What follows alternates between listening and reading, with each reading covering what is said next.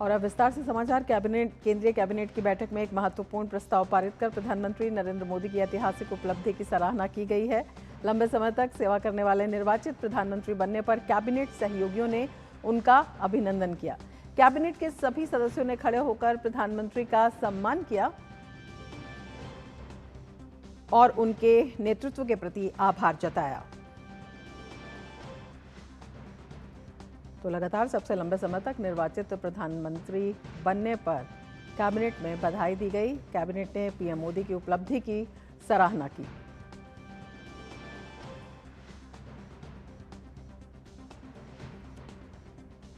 Cabinet में मंत्रिपरिषद के सदस्यों ने खड़े होकर प्रधानमंत्री का अभिनंदन किया। कैबिनेट बैठक में सम्मान प्रस्ताव भी पारित किया गया। प्रधानमंत्री नरेंद्र मोदी ने 10 जून को सबसे लंबे समय तक निर्वाचित प्रधानमंत्री बनने का रिकॉर्ड अपने नाम कर लिया है।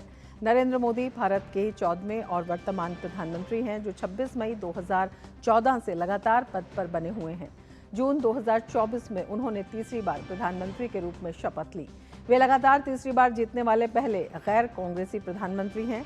आज उनके कार्यकाल के 4,399 दिन पूरे हो गए। इससे पहले ये रिकॉर्ड पूर्व पीएम जवाहरलाल नेहरू के पास था। वे 4,398 दिनों तक इस पद पर रहे।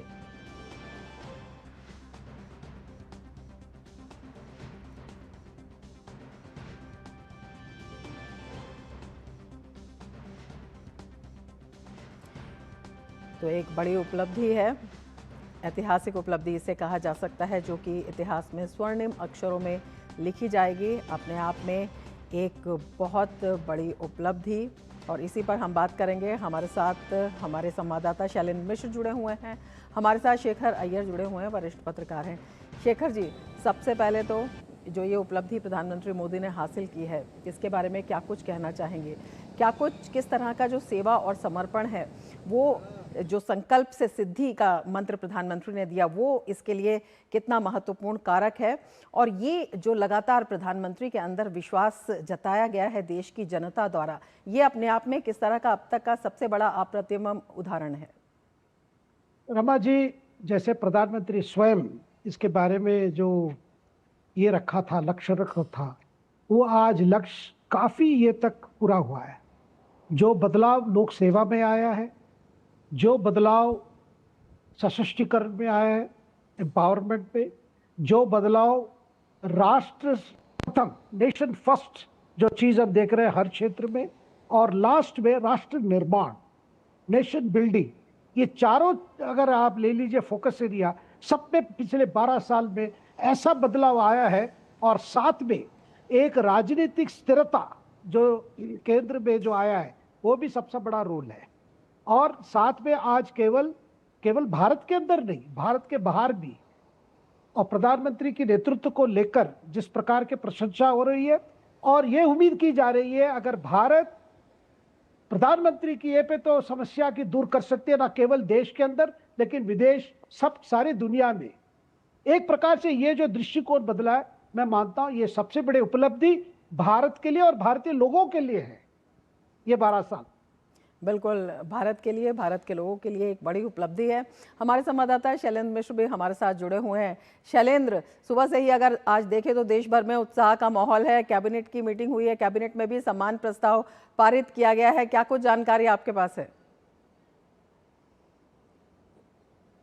बिल्कुल, आज केंद्रीय मंत्रिमंडल की जब बैठक हुई, आज हम जानते हैं कि एक रिकॉर्ड प्रधानमंत्री नरेंद्र मोदी के नाम हुआ, जिसमें निर्वाचित प्रधानमंत्री के तौर पर सबसे ज्यादा दिन प्रधानमंत्री रहने का रिकॉर्ड उन्होंने बनाया है। तो इस मौके पर जब कैबिनेट की बैठक हो रही थी, तब सभी कैबिनेट के सहयोगियों ने प्रधानमंत्री नरेंद्र मोदी का अभिनंदन किया, खड़े होकर स्वागत किया गया, तालियां बजाई गई और एक प्रस्ताव पारित किया गया। जिस तरह से प्रधानमंत्री नरेंद्र मोदी की अगुवाई में देश तेजी से आगे बढ़ रहा है, आर्थिक विकास के नए हम देख रहे हैं कि पैमाने हम उसमें हासिल करते जा रहे हैं, तो इसको लेकर प्रधानमंत्री नरेंद्र मोदी का अभिनंदन किया गया। जैसा शेखर अय्यर जी बता रहे थे, जब प्रधानमंत्री को कोई सम्मान मिलता है किसी विदेश की धरती पर, जहां हम जानते हैं कि 34 देशों ने उन्हें अब तक सर्वोच्च सम्मान दिया है अपने अपने देश का, तो ऐसे में प्रधानमंत्री इस बात को जरूर कहते हैं कि ये सम्मान दरअसल 140 करोड़ देश की जनता का सम्मान है। तो भारत जब आज तेजी से आगे बढ़ रहा है इसका क्रेडिट प्रधानमंत्री नरेंद्र मोदी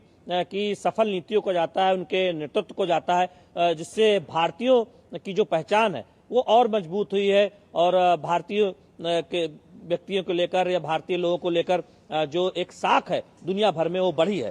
तो ये बहुत हम जानते हैं कि जब 2014 में प्रधानमंत्री नरेंद्र मोदी की अगुवाई में सरकार बनी, उसके बाद एक कदम उठाए गए। आज भारत को उभरते हुए बड़े शक्ति के तौर पर देखा जाता है, जो 2047 के प्रधानमंत्री नरेंद्र मोदी के विकसित भारत के विजन पर तेजी से आगे बढ़ रहा है। तो आज एक ऐसा बड़ा मौका, जब कैबिनेट की बैठक हुई, कैबिनेट के सहयोगियों ने प्रधानमंत्री नरेंद्र मोदी का अभिनंदन किया, स्वागत किया, एक प्रस्ताव पारित किया गया और आपने तस्वीरों में दिखाया ही कि किस तरह से तालियों की गड़गड़ाहट से प्रधानमंत्री नरेंद्र मोदी का अभिनंदन किया गया कैबिनेट के सहयोगियों द्वारा। बिल्कुल शेखर जी, देश विदेश से जो बधाई संदेश मिल रहे हैं वो तो अपने आप में अलग हैं ही। अगर राजनीतिक दृष्टि से देखा जाए तो किस तरह से राजनीतिक परिप्रेक्ष्य में एक बदलती राजनीति का, एक बदलते दृश्य का जो है ये पुष्टि करता है, क्योंकि प्रधानमंत्री ने जिस तरह से सेवा को अपना सबसे बड़ा संकल्प बताया है। कल हम गृह मंत्री अमित शाह को भी सुन रहे थे, उन्होंने कहा कि प्रधानमंत्री ने एक तरह से सत्ता को साधना का एक माध्यम बनाया और इसी से ये लगातार संकल्प की सिद्धि हो रही है। एक निष्काम कर्मयोगी की तरह उन्होंने काम किया। तो ये एक कितना बड़ा संदेश है जब हम जनसेवा की बात करते हैं, देश के लिए काम करने की बात करते हैं और जो लक्ष्य है, एक बड़ा लक्ष्य विकसित भारत 2047 का रखा गया है, उसे हासिल करने की बात करते हैं। बिल्कुल रमा जी, प्रधानमंत्री ने दिखा दिया पिछले 12 सालों में जन सेवा ही राजनीति है, जन सेवा के अलग राजनीति नहीं है और उस हिसाब से ही उसके बदले में ही आपको मैंडेट मिलता है। मतलब पहले कहने के लिए सब कहते थे भाई विकास पे होनी चाहिए राजनीति, लेकिन हमने देखा है कि पिछले 30 साल में, 35 साल में, 40 साल में विकास के नाम पे क्या क्या हो रहा था। आज ऐसे समय आ गया है, अगर कोई पॉलिटिकल पार्टी अपने आप को लोक सेवा में अपने आप को अर्पित नहीं करती तो उसकी राजनीति ज्यादा चलती नहीं। आप बंगाल में देखिए क्या हो रहा है। बंगाल के जो जो जो, जो मैंडेट जो आया है, उसके बाद जो तृणमूल कांग्रेस जैसे पार्टी के अंदर जो क्या हो रही है, अगर लोक सेवा सचमुच में होता 15 साल में बंगाल कैसे बदल जाता। अब भाग रहे लोग, भाग रहे एमपीज, भाग रहे एमएलए, भाग रहे। क्यों भाग रहे? इसलिए भाग रहे कि बंगाल में जो चला 15 साल में और 12 साल में जो भारत में हुआ है, मतलब पूरे भारत में केंद्र में जो हुआ है, एकदम दोनों अलग अलग आपके कॉन्ट्रास्ट मिल रहा है। तो आज देखिए हर पार्टी को पता चल गया। वैसे तमिलनाडु के चुनाव के परिणाम ले लीजिए, पॉलिटिक्स क्यों बदली है वहां पे। हम ये नहीं कह रहे कि जो भी जीत के आए बहुत अच्छे काम करके आए, ऐसी नहीं कह रहा हूं, लेकिन जहां भी बदलाव हुआ है केवल इसलिए हो रहा है क्योंकि उन लोगों को दोबारा मैंडेट दिया जहां पे अब वाकई लोकसभा हुआ है और जमीन पर फर्क आया है। बिल्कुल, इसके साथ ही अगर हम तुलना करते हैं, जिस तरह से विकास की आप बात कर रहे हैं, अगर पंडित नेहरू के समय में जीडीपी की बात देखते हैं, 3 से 4% उस वक्त जीडीपी की दर थी। आज देखते हैं तो 6.5 से 7% से आगे जीडीपी निकलती हुई दिखाई देती है। तो ये जब तुलना की जाती है तो अपने आप में नीतियों की, नीयत की और उससे आगे चलकर जो नीतियों को धरातल पर उतारने की जो एक जिसे विल पावर कहते हैं, राजनीतिक इच्छा शक्ति कहते हैं, उसकी किस तरह से तस्दीक करती है।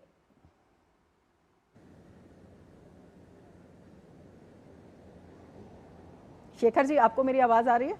जी, दोबारा पूछिए। किस तरह से जब हम इस कार्यकाल की तुलना करते हैं, जैसे कि मैंने विकास का बताया, विकास की आप बात भी कर रहे थे, जीडीपी की दर अगर उस काल में बात करते हैं 3.4% के आसपास थी और अब ये दोगुनी से ज्यादा रफ्तार से आगे बढ़ रही है, तो किस तरह से हम इसे पॉलिटिकल विल पावर के रूप में भी देखते हैं?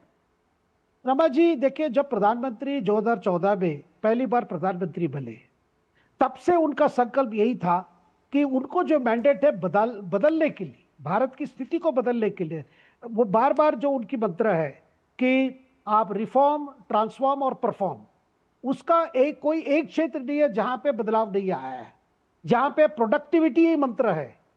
और बदलाव के समय में आपने देखा साथ में चुनौती भी सामने आते रहे हैं।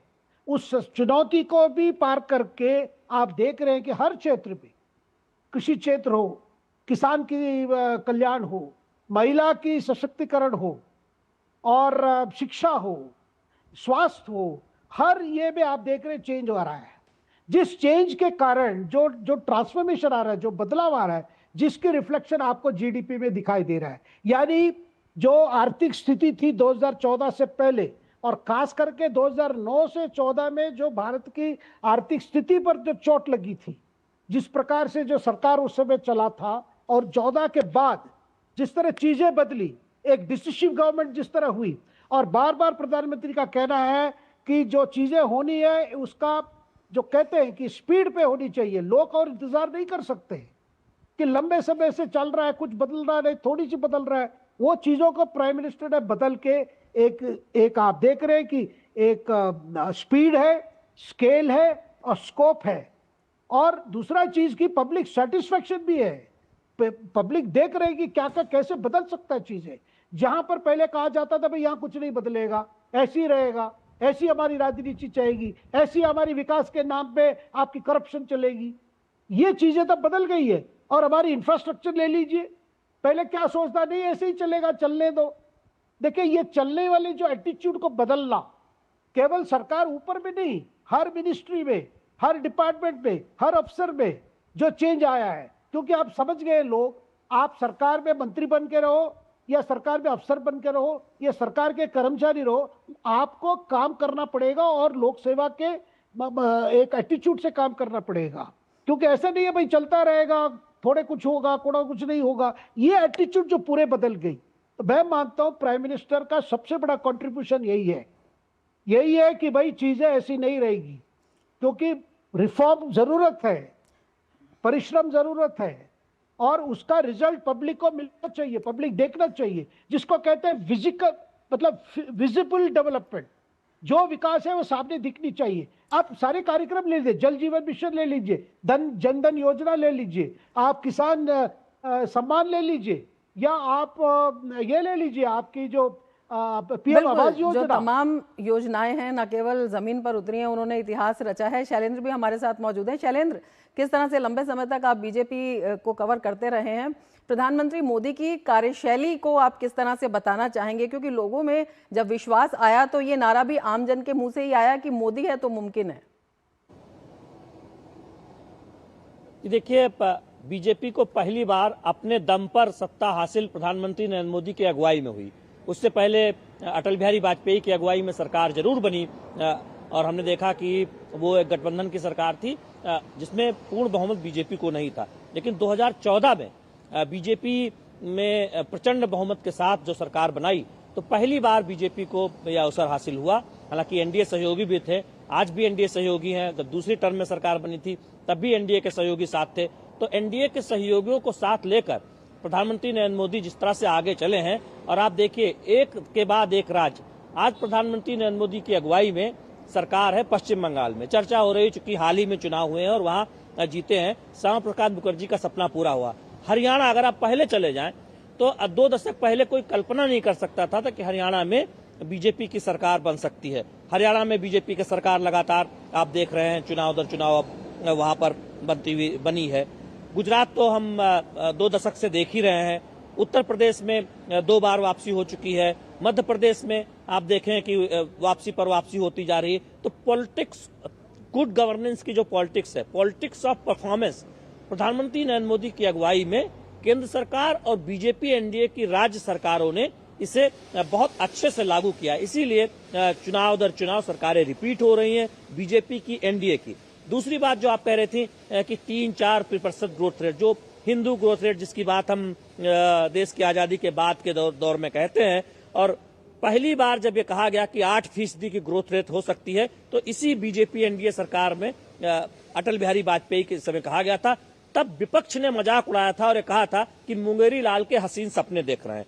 और उस वक्त हमने देखा था कि वो ग्रोथ रेट एनडीए सरकार ने हासिल की थी, और उस सरकार के द्वारा जो विकास किया गया उससे जो भी बेनिफिट था वो यूपीए की 2 सरकारों ने ये कहा, ये समीक्षकों ने कहा कि उन्होंने उससे गंवा दिया था। यानी उस रफ्तार को कायम नहीं रख पाए थे। तो पॉलिसी पैरालिसिस जैसी बातें चर्चा में थी, भ्रष्टाचार के तमाम आरोप थे। और जब 2014 में प्रधानमंत्री नरेंद्र मोदी सत्ता में आए, एनडीए सत्ता में आई, बीजेपी पूर्ण बहुमत पर सत्ता में आई, तब फिर हमने देखा कि विकास दर में एक नई रफ्तार देखने को मिली, आम लोगों में एक विश्वास देखने को मिला।